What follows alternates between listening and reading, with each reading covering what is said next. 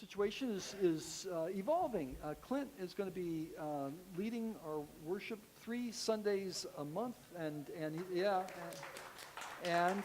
he's going to be, and that's going to be, their practices will be on Saturday at 6:30. And if you're interested, so connect with Clint. So he's the man, right there. And let's see, what other announcement? Oh, and then Friday we're going to be having an anchor youth time. So if you're a teen, if you act like a teen, if you're Sarah, it was fun last time, right? Yeah, that's an enthusiastic yes, she said. I just want to say, and one of the neatest thing was I showed up. I mean, I tell you what, it was really dull until I got there, and then man, it just. Yeah, that's right. So I did bring the s'mores, and so that so it was good. It was a great time, and so bring a friend. We're looking to see God do something in that area, I think, and there's some special things that are going to be happening there too. So I think those are announcements. We are into this series about reimagining God, and thinking about the fact that God is.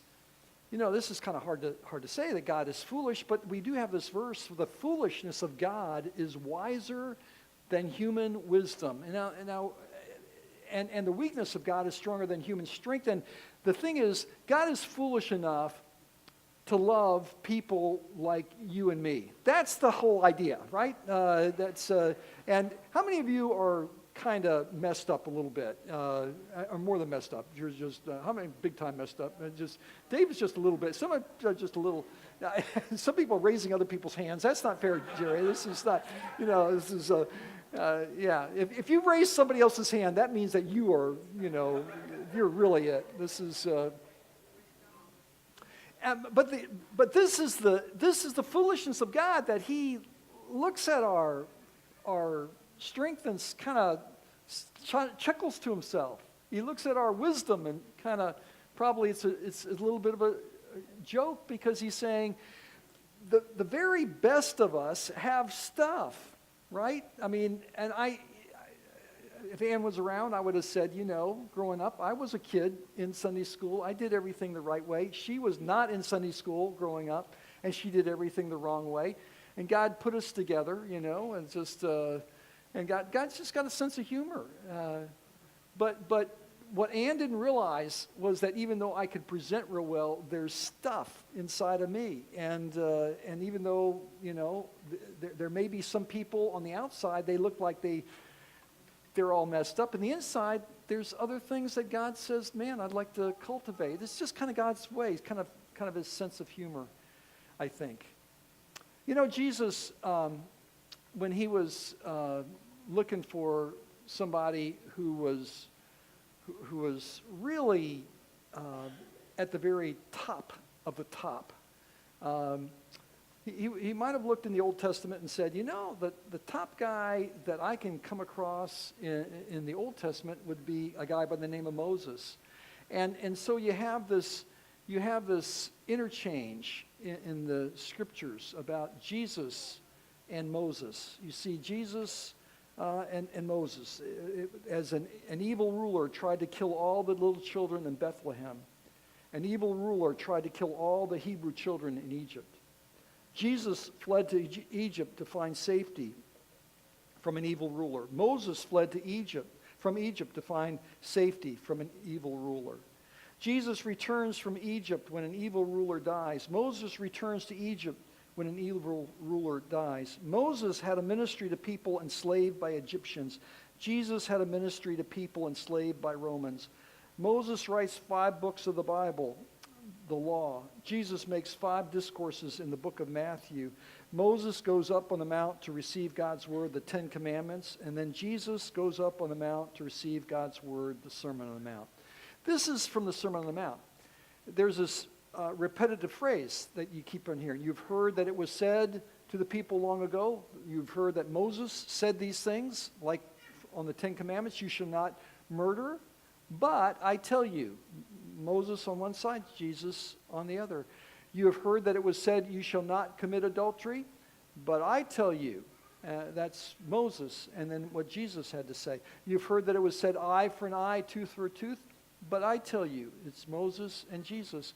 And part of the idea is not to say Jesus is putting down Moses. In fact, what Jesus goes on to say is, do not think that I've come to put down Moses and the law that he was given. I didn't come to put down the prophets and all the teachings of the Old Testament. I've not done that. In fact, the greatest of the lawgivers, Moses, and the greatest of the prophets, Elijah, I have great respect for them. I'm not come to abolish them, but to fulfill them. And in fact, we have this picture of Jesus going up on the Mount of Transfiguration. He takes his top guys, Peter, James, and John, and he goes up the high mountain with them, and there he was transfigured before them. His face shone like the sun, his clothes became as white as the light, and just then there appeared before them not just the guys of the New Testament, but these guys from the Old Testament, Moses and Elijah, the greatest lawgiver, the greatest prophet, and they're with Jesus, and Jesus is saying, hey, we're kind of in the league together. There's nobody in the Old Testament greater than Moses. And yet Moses had his stuff, you know. It says Jesus understands every weakness of ours because he was tempted in every way that we are, but he did it without sin. In fact, in Hebrews, this same section, it says that Jesus kind of superseded Moses. There's something more than Moses going on. And we see in Moses had some issues. As great as he was, Moses had issues. How many of you have an issue with anger? Does any of you have an anger problem? How many of you are lying here and haven't? How many of you got, some of us have a big anger. Hey, Anthony, I know you've got an anger problem. Did you raise your hand? Anthony, I'm calling you out, man, right in the middle of my message. By the way, some of you may wonder why certain people never show up but once in a great while. It's because the pastor will pick on them when they come and say, I know you got this. Well, this Moses did as well, so you're in good company, Anthony. One day after Moses had grown up, he went out to where his own people were and watched them at their hard labor. Jesus, you know the story of Jesus, of Moses, and he's growing up in Egypt, and he was a Hebrew, but he was raised by Pharaoh and Pharaoh's court, and so and when he grew up, he still identified with the Hebrews, but he saw what was going on and the mistreatment and the slavery, and he says, so Moses had grown up, he went out to where his own people were and watched them at their hard labor, and he saw an Egyptian beating a Hebrew, mistreating him, one of his own people, and he got mad. I mean, and he probably said, I have a right to get mad, and looking this way and that, and seeing no one, he beat the snot out of the guy. I mean, he killed him. I don't know what he took, a baseball bat. What he did, he killed the guy. And the scriptures don't say whether Moses ever felt badly about that or if God did, but it does say that the Egyptians were not pleased. And so we know that Moses then just runs for his life, which is where some of us are right now, running for our lives. Some of us right now have something we're trying to escape from. We're trying to run it as fast as we can to get away, but the only problem is it keeps on staying with us because it's inside of us. How many of us have tried to do this? Try to escape something that we can't escape from. We're going faster and faster, and we're going no place. And so Moses may have been doing that very same thing, and after 40 years in the desert, God speaks to him and says, Moses, wake up, man, I've got something in store for you that's greater than this run and hide business that you're into. I want you to be a deliverer. I want you to be a leader. And so he goes down to his people and leads them across the Red Sea and into the wilderness. And then he is receiving the law. He goes up on a mountain and receives this law from God up on this mountain. And there's fire and smoke and lightning and all kinds of stuff, and he's spending 40 days in God's presence, and he's so excited. He is so excited, and people are there, and he's just saying, I can't wait to tell people what God has done in my life. Have you ever felt that way? You really got excited only to find out that the people that you want to share with, they're not going to listen to squat. Have you ever dealt with some people that just don't listen to you for beans, and you got something, and it kind of makes you angry? Well, Moses went down from the mountain with the 2 tablets of the covenant law, the 10 commandments, and they were inscribed on both sides, front and back, and the tablets were the work of God, and the writing was the writing of God engraved on the tablets. And when Joshua, who had come along with Moses when he got down from the mountain, heard the noise of the people shouting, he said to Moses, there's the sound of war in the camp. And Moses replied, it's not the sound of victory, it's not the sound of defeat, it's the sound of a party going on. They're having a blast. They're singing away. They're dancing. It's a party. And it was, there's nothing wrong with having a party. It's just that you don't want to have a party at the wrong time. I'll find out what kind of group we have here. How many of you, when your parents were away, when you were a teenager, you had a party? And let me, by the way, Philip, you got to listen to me here. Your mom and dad go away, it's not the time to have a party. Do you understand that? Yeah. Hey, some of you here, I know well enough that you do that kind of stuff. I'm just telling you.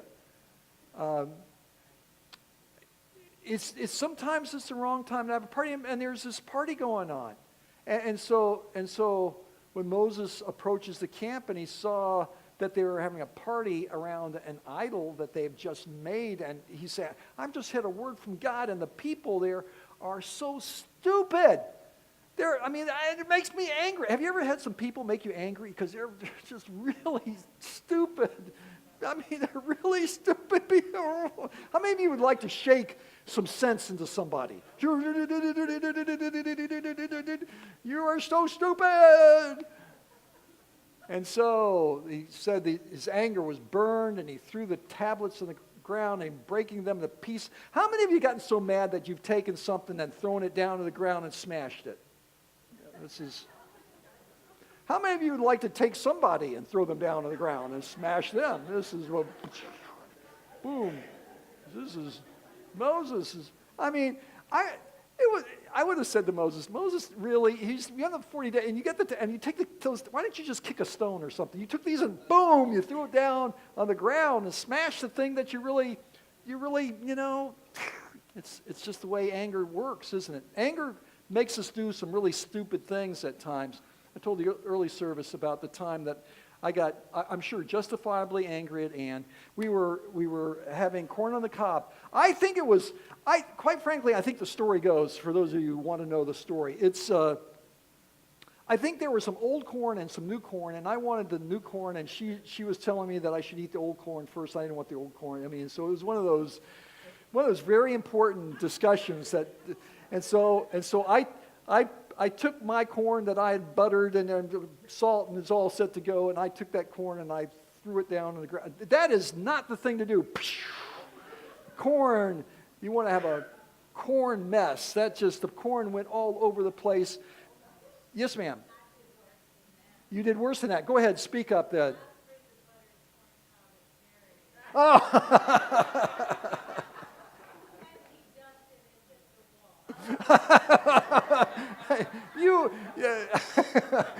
You are, this is, anybody else want to confess any sins that you've had? This is Judy's, that's right, this is a confessional, anybody else, this story could go on. We could go on. Moses does this. Anyways, he's mad, he's upset, he's throwing down, and he took the calf the people had made, and he burned it in the fire, then he ground it into powder, and scattered it on the water, and this is what I don't get. He said it made them drink it. Now, I don't know how that, it's kind of like sticking their nose in the he's mad. He is really angry, and it says that Moses saw the people were running wild, that Aaron had let them get out of control, And so they become a laughing stock to their enemies. So he stood at the entrance of the camp and said, "Whoever is for the Lord, come to me." And all the Levites rallied to him. Now, I want to say something. Sometimes when we get angry, we think we're justified in our anger. And the truth of the matter is, we're angry, and what we think is justification is really our own stuff. Have you ever realized that, seen that at times? And hindsight has taught you some things, maybe, about your anger. Well, then he said to them, "This is what the Lord, the God of Israel, says. Each man, each one of you guys that has come to me, I want you to strap on a sword. And then I want you to go back and forth through the camp from one end to the other, and I want you to kill your brother and your friend and your neighbor." And let me just say something to you. If you ever interpret God saying that you're supposed to go out and start killing people around you, you probably should really listen again. I think that we've had some really stupid things. Have you ever heard people talk about, God said this to me, and you know that this is just stupidity speaking to them? And there is no more. It wasn't God speaking at all, but it was their own stuff speaking. And I have a feeling this was Moses' own stuff speaking. The Levites did as Moses commanded, and that day about 3,000 of the people died. And Moses said, "You've been set apart to the Lord today, for you are against your own sons and brothers, and he has blessed you this day." And I'm not so sure that this is how God really speaks to us. In fact, if it seems to me that Moses was reading into his own anger some justification for stuff that shouldn't have been done. I think Moses had a big-time anger issue. Many years later, let's set at some point later, Moses goes to this place called Kadesh, and there he sends out these spies to go into the land and see what the promised land looks like. And they come on back, and most of them say, "Hey, there's too many giants. It's not going to work." And so the people said, "Oh, we don't want to go into the land." And Moses said, "Gosh, you guys, we should, we ought to." Caleb and Joshua said, "We should, we ought to." But the people overrule, and they say no. And then they say yes, and the time had passed, and so they get defeated. And so anyways, there's this wandering that's going to go on now. Kadesh is this crossroads for making a decision as to whether you're going to be obedient to God or not. Well, after years, they come back again to the same crossroads. Have you ever had that happen where you didn't learn your lesson, so you had to come back to the same point? After a long period of time, you came back to your same point where God said, "Okay, here it is again. I'm going to try to teach you that same lesson once again." The whole Israelite community arrived at this Desert Zin. They stayed at Kadesh, the same spot. And there Miriam had died, Moses' sister, and so there's a lot of things going on inside of Moses, inside of the people. This is a pivotal point. It's a pivotal time. And there was no water for the community, and the people gathered in opposition to Moses and Aaron, and they quarreled with Moses and said, "If we only died when our brothers fell dead before the Lord." This is worse. Have you ever felt that way? I just wish life was over. I just wish it was over. Everything's so rotten. It's so awful. Have you been around people that are grumble and complain? Do you know any grumblers or complainers that and they just make life, you just want to avoid them like the plague. They grumble, complain, and this Moses is saying, "My gosh, I don't like being around these people for love nor money. They bugged the heck out of me. Why did you bring the Lord's community into this wilderness that we and our livestock should die here? Why did you bring us up out of Egypt to this terrible place? There is no grain or figs or grapevines or pomegranates, and there was no water to drink, and we're mad, and we don't like this place. We don't like what's going on. We don't like your leadership. We don't like you, Moses." And Moses is saying, "Oh, I am angry as all get out." But Moses does something that we should do when we're starting to feel angry. In fact, when we start to feel that we're overlooked or people have taken advantage of us or any of that kind of stuff, we need to do what Moses did. And it says Moses and Aaron went from the assembly to the entrance of the tent meeting and fell face down, and the glory of the Lord appeared to them. They prayed, and then God showed up. And the Lord said to Moses, "Take the staff, and you and your brother Aaron gather the assembly together, speak to that rock. I'm going to underscore that. Speak to that rock. Speak to the rock. Sometimes God tells us something and we sort of take it and sort of don't really listen as carefully as we could. For some reason, this was really important as far as God was concerned. Speak to the rock before their eyes, and it will pour out its water. And you will bring water out of the rock for the communities. They and their livestock can drink. And this is what God wanted Moses to do. And yet Moses had kind of his own game plan. Moses took the staff from the Lord's presence, just as he commanded him. And he and Aaron gathered the assembly together in front of the rock. And Moses said to them, listen, you rebels. That's a nice way to talk to people. Listen, you stupid, nincompoops. I just want to tell you, you guys are just worthless scum of the earth. I just want to tell you guys some things. Must we bring you water out of this rock? And then Moses raises his arm and he strikes the rock twice with the staff. Instead of speaking to the rock, he strikes it and water gushes out and the community and their livestock drank.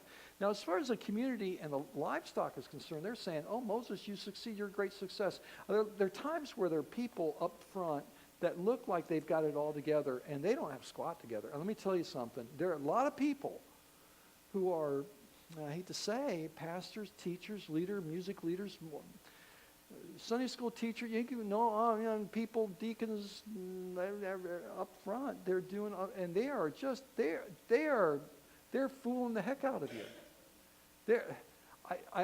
I know this one guy said, in our church, our pastor was lying, cheating, stealing everything in the world, but he was really good at speaking, and he was bringing the crowds in. So the crowds and the money were coming in, so they said, we can't get rid of the pastor, because even though he is as far from Jesus as he could be, he's keeping the machinery oiled. And so for the sake of the machinery, and Moses right now, Moses shouldn't be leading right now. But for the sake of the machinery, it's keeping on going, except it's not going as far as God is concerned. Something's wrong. The Lord said to Moses and Aaron, because you did not trust in me enough to honor me as holy in the sight of Israelites, you will not bring this community into the land I will give them.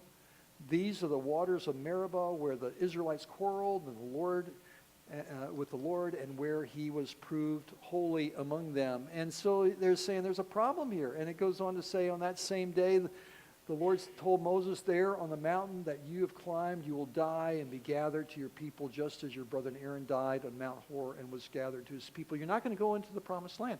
This is interesting. Here's Moses, who was recognized by Jesus as being Jesus-like.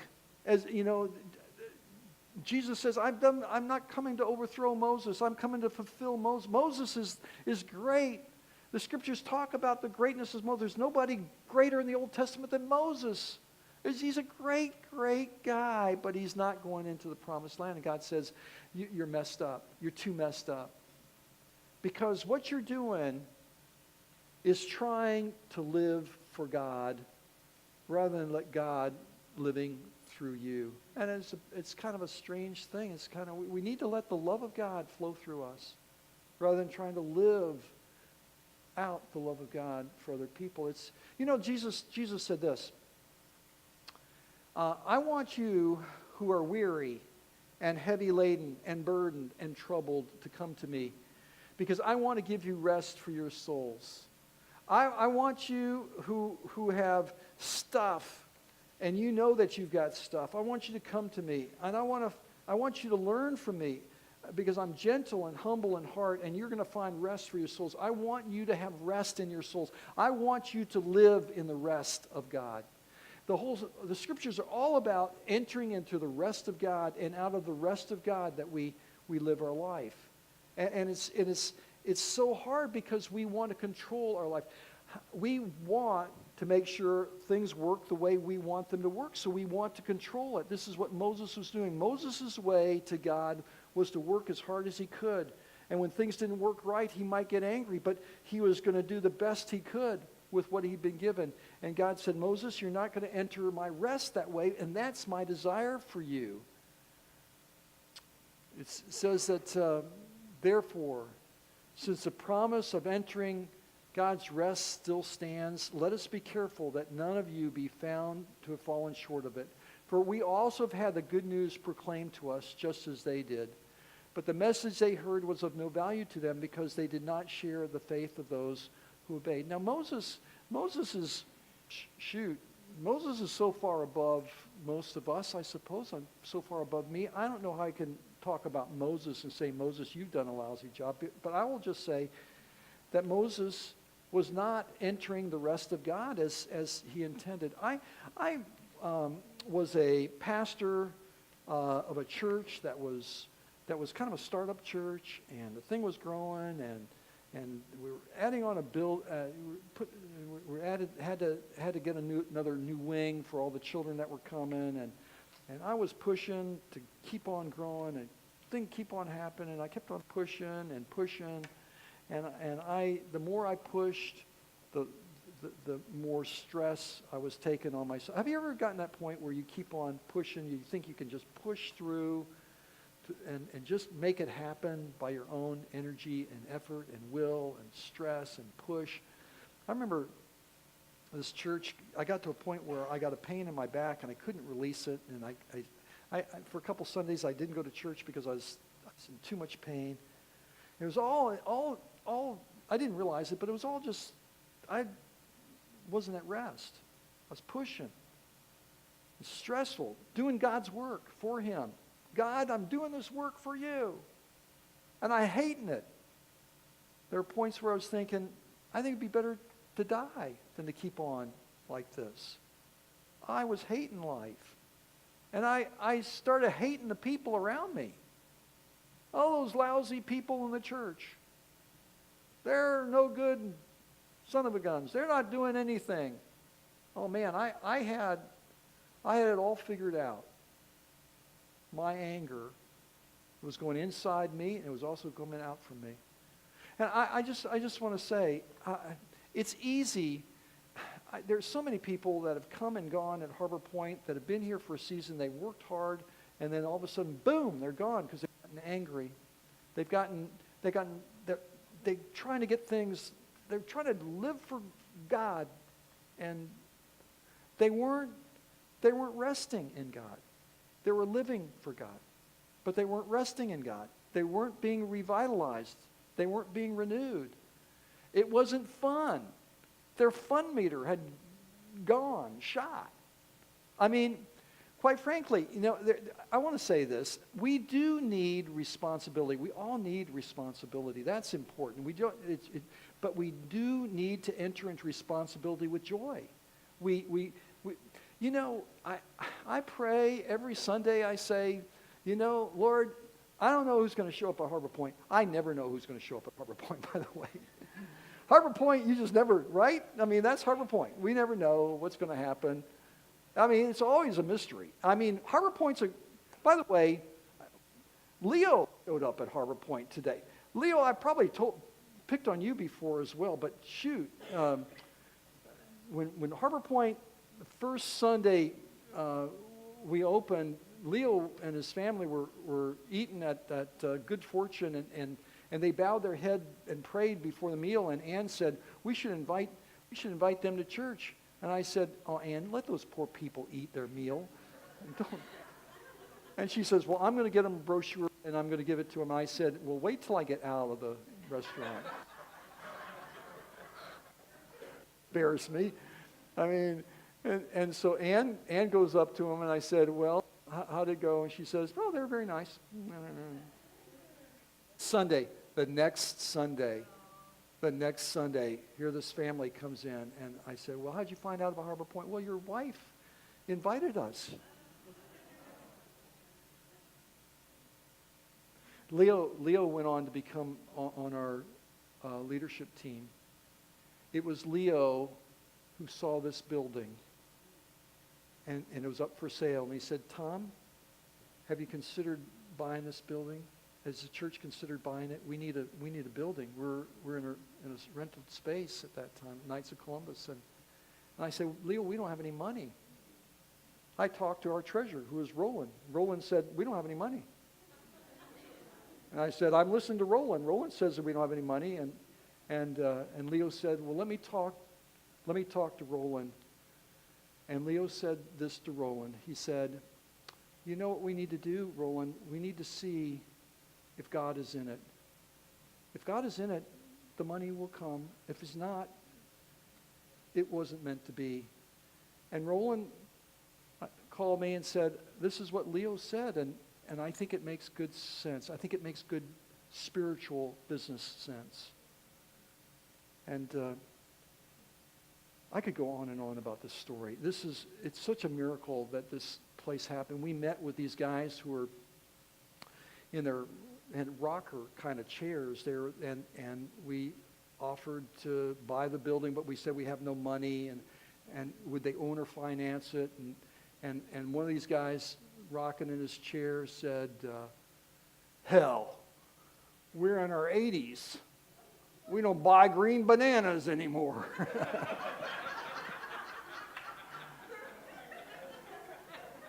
and then they agreed for 2 years to own or finance this thing for this ragtag group of people that had a vision for a ministry for people that had been upended, and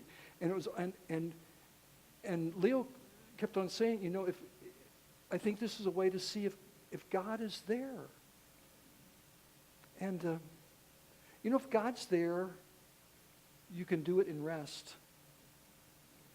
If God is there, you can work out of rest rather than out of guilt, or out of shame, or out of willpower, or gut. If God is there, he'll give you direction, and you're going to want to give your very best. You want to give your very best. You don't want to give the less than your best, because when you give your best, you can work more out of your rest. The best in you pulls stuff out of you that revives you. And there's a real difference between working out of your rest and working out of your own gut and willpower and guilt. And Moses never entered the rest of God. And yet God still says, I still love that guy. I still think he's a fantastic person. I still think he's wonderful, but he never entered my rest. Now, right now, Moses is in the rest of God. He's resting in peace, which is what all of us are supposed to do right now. We're supposed to rest in peace at all times. Sally is pretty near that cross, and some of you may need to pray with Sally. I know we're gonna sing together. We're gonna close this time, but we don't want to close this time, do we? We want to continually be open to what God's saying and doing in our lives. And the foolish thing is that God says, you can't do anything that will not deny my love. You can't keep that away. I just want you, though, to be open to it, to work out of the love of God, to work out of his rest, to serve and be his, because you're resting in him. Lord, I just pray for those of us that know what it means to burn out for Jesus, or burn out for anything, and to know that life and the gifts of life are far more precious, and the God of life is far more precious than any of these things that we sometimes live for. We stack ourselves up against other people, and we don't feel that we measure up, and so we work harder and we do more. And all the while you're saying you can't do enough. You can't do enough. All you can do is release it, let it go, and let God energize you for the service and ministry he's calling. I just thank you for your presence with us this day to renew us, to revive us. And we pray that we're just going to get closer to you, Jesus. That's our desire. In Jesus' name we pray. Amen.